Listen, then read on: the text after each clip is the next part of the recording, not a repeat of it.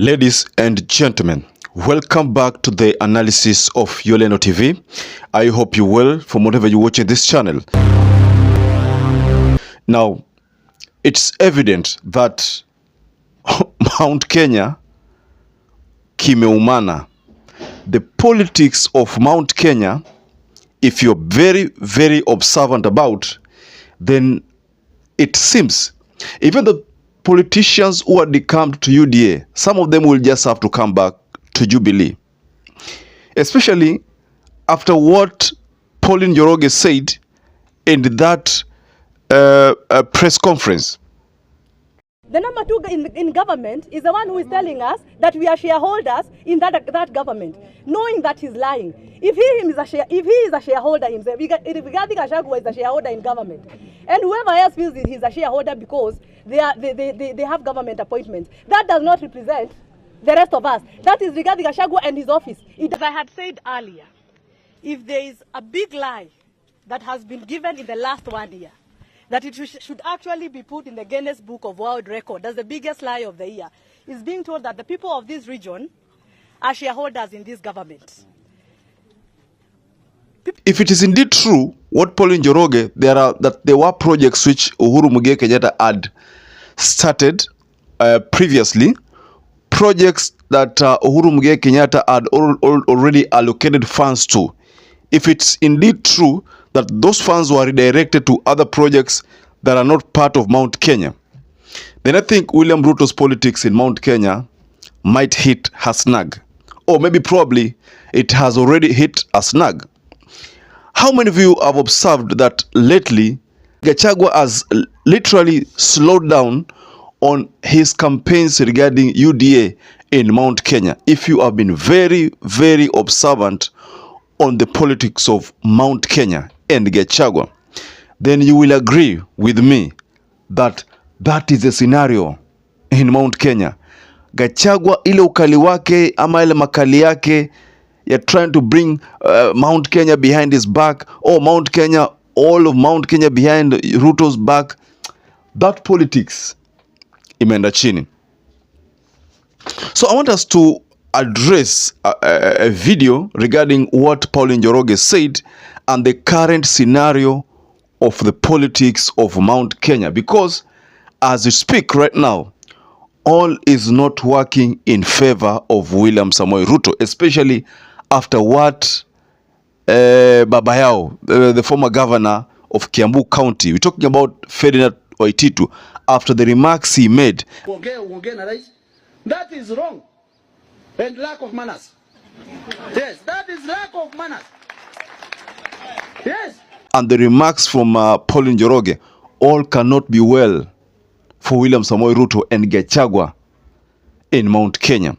So, ladies and gentlemen, I want to kindly request anybody who's watching this channel to please subscribe to this channel, perhaps if you're not subscribed before, and also give this video a like. And those who've supported us before, I want to say that I'm forever grateful for that support, because without that support, this channel wouldn't have been where it is right now. So let's get on to this analysis, ladies and gentlemen. So those people who are always in YouTube, you must have been updated from other channels regarding the remarks of Ferdinand Waititu. And Ferdinand Waititu literally called William Samoei Ruto Mr. Liar.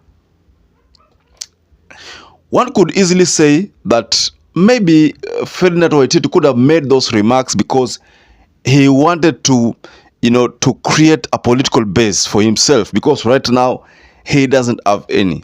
Or maybe because he felt shortchanged, because now all the major appointments had been dished out to other people.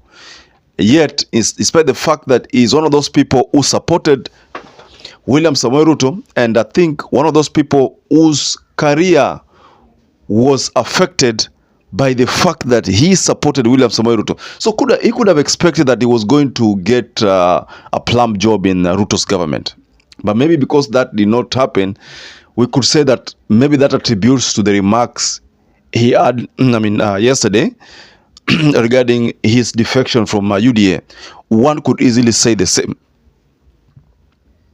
But for Pauline NJOROGE's case, that cannot be said about her, because Pauline Njoroge has never been in UDA and has never been supporting William Ruto. So we can't say that Pauline Njoroge is also one of those people who felt maybe shortchanged.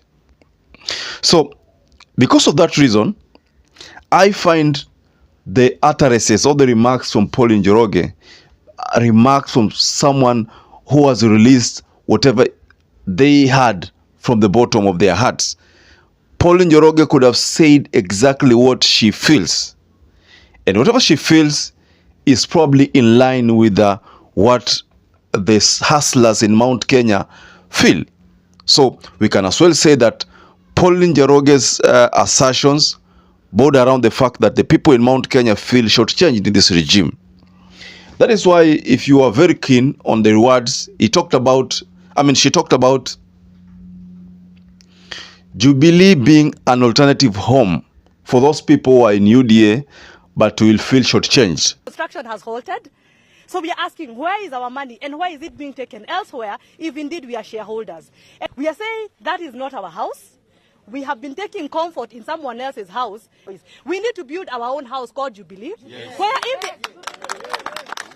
if they are chased away from the other side or they are intimidated, they will have a place to call home. Jubilee is our liberation party. That is the party that is going to liberate us from this oppression. We cannot be staying in the oppressor's house and saying, hiyo ni nyumba yetu, tuko na shareholding. Yes. From now moving on, we have to start a new movement where we go build our party Jubilee, and then from there start raising our voices, start challenging our MPs, our ministers to talk without fearing. They can as well just come back to UDA, so to Jubilee. So she was merely trying to call on people like Ferdinand Waititu who have resigned or have decamped from UDA, but probably do not have a home. They can find Jubilee as their alternative home. That is literally what Pauline Njoroge was trying to say. But you see, politics is also something that is regarded as a very, very dirty game. And one cannot just easily trust in what Ferdinand Waititu is saying there. What if Ferdinand Waititu is trying to play a spy, pretending that he is decamping from UDA, but in actual sense, he wants to know the secrets of this other camp? What if that's the case? Because now we cannot rule out those kind of facts, ladies and gentlemen. We can't rule out those facts. Those can also be part and parcel of politics in Mount Kenya.